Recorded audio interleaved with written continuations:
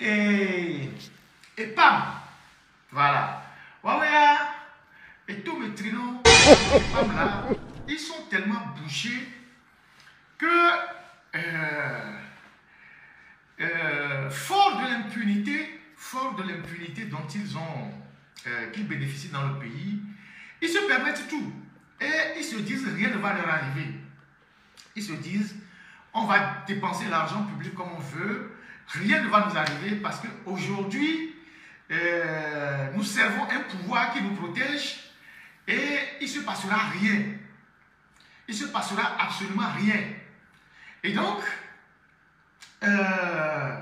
mais ce que les gens oublient, c'est que les dénonciations que nous faisons aujourd'hui, ça va vous rattraper plus tard. Que vous le veuillez ou pas, ça va vous rattraper. Si vous prenez des libertés avec l'argent public, vous êtes une directrice de l'épargne, vous êtes commissaire de police, on connaît votre salaire, et vous prenez de l'argent de l'épargne pour faire des réalisations, des appartements meublés, vous achetez des terrains, vous construisez des bâtiments à Lomé, à Palimé, un peu partout.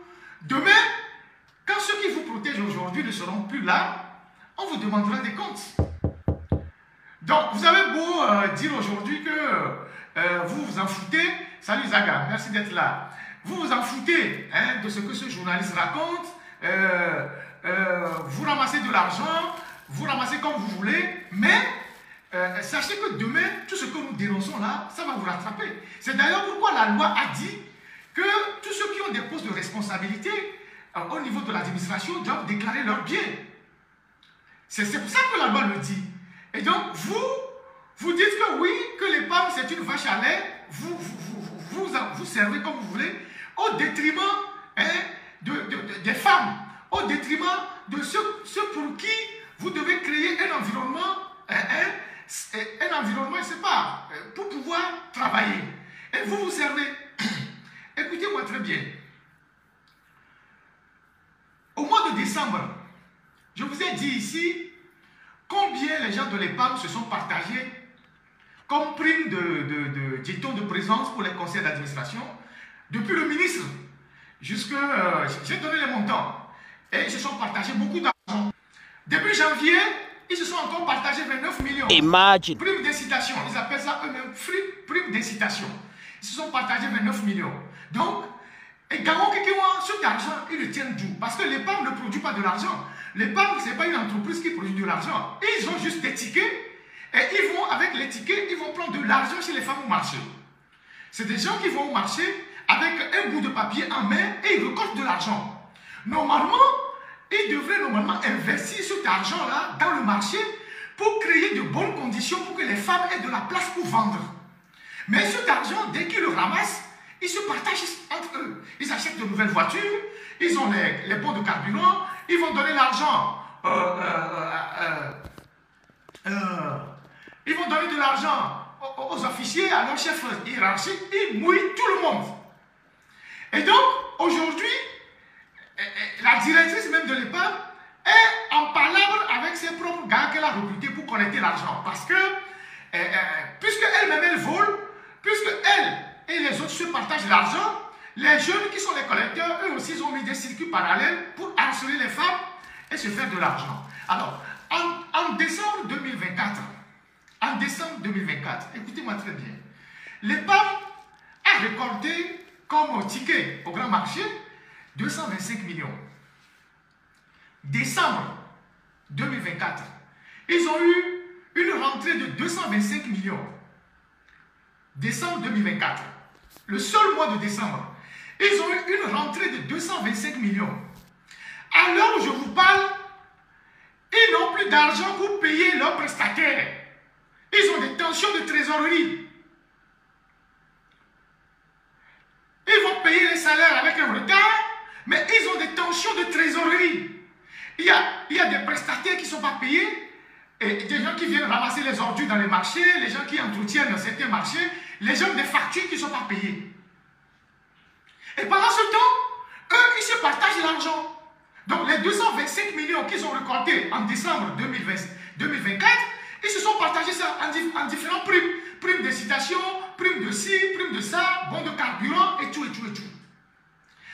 La dame qui avait été directrice de l'EPAM, avant l'arrivée de cette commissaire de police que Boubessi a placée là, Madame Ayele, quand elle partait de l'EPAM, elle avait laissé un DAT de 500 millions.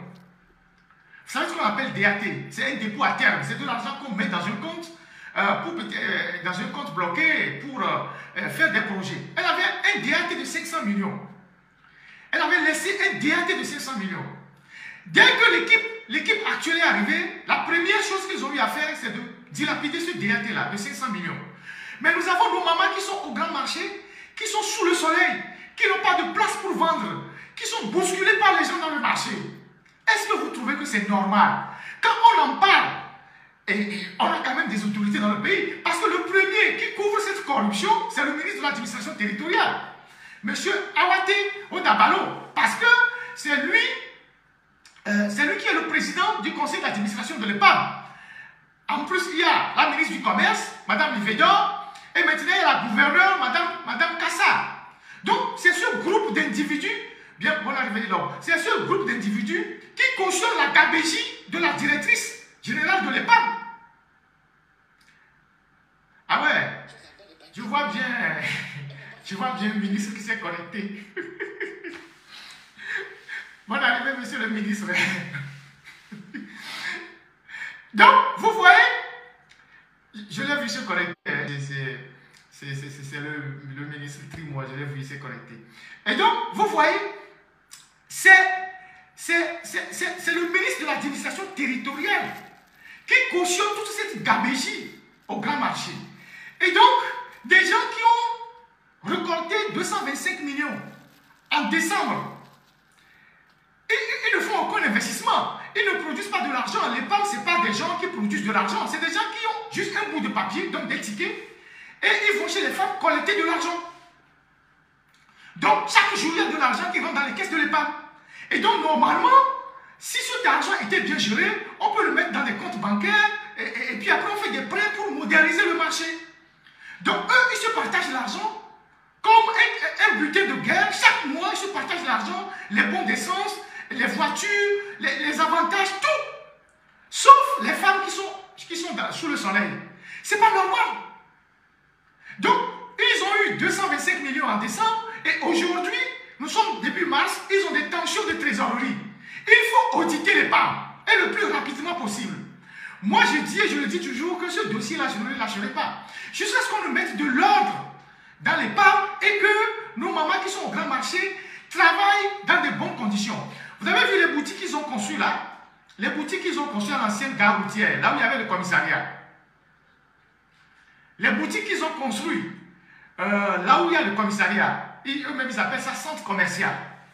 Vous avez vu les boutiques qu'ils ont construites là?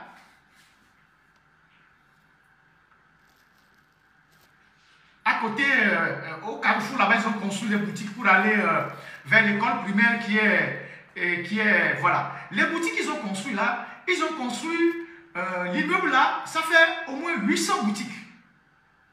800 boutiques. C'est des barons du régime qui ont récupéré le terrain, beaucoup qui ont mis de l'argent dedans. 800 boutiques. Et vous savez combien de boutiques les Togolais ont pu avoir dans ce complexe-là? 81 boutiques. Les Togolais n'ont eu que 81 boutiques sur les 800 boutiques.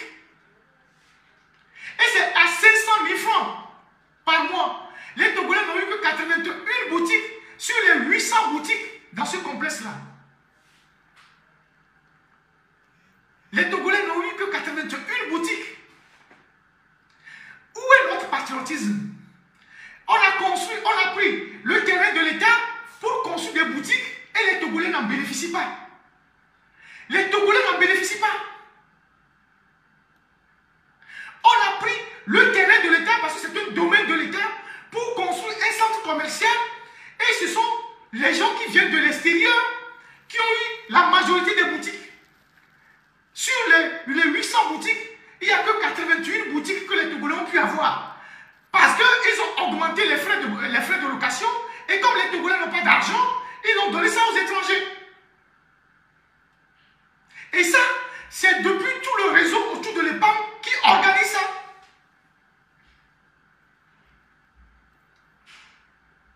Est-ce que c'est normal? pas continuer par accepter des choses comme ça. On ne peut pas. Donc, il faut revoir toute l'administration du grand marché de Lomé, l'administration de l'épargne. C'est vrai que quand je sors, je parle de l'épargne, la directrice là, elle est paniquée, elle fouille dans son bureau, elle se pose des questions. Si Ferdinand passait un micro dans son bureau, où est-ce que je passe pour avoir les informations et tout, tout ça. Mais vous n'avez pas un niveau de conscience pour comprendre que ce qu'on est en train de vous dire là, c'est une alerte. Demain, vous serez poursuivi par ce que vous êtes en train de faire.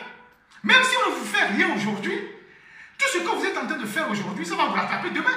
Ceux qui vous protègent là, est-ce que vous savez s'ils vont perdre le pouvoir dans 2 ans, 3 ans, 4 ans, 5 ans? Dans 5 ans, vous serez où? Dans 10 ans, vous serez où? Si Dieu vous prête vie. Les gens vont vous arrêter. Ceux qui vont venir, peut-être que ce sont des gens qui ne vont pas accepter la corruption, ils vont faire une audit, ils vont vous foutre en prison. Ils vont retrouver vos réalisations, ils vont le comparer à votre salaire de commissaire. Ils vont se rendre compte que vous vous êtes fait beaucoup d'argent sur le dos de l'État. Pour le moment, vous êtes sûr que rien ne va vous arriver, donc vous faites ce que vous voulez. Vous avez les oreilles bouchées et vous faites ce que vous voulez. Et vous pensez que c'est ceux qui vous dénoncent qui font mal. Alors que vous vous amusez avec l'argent public. Donc, voilà ce que j'ai voulu dire sur l'épargne.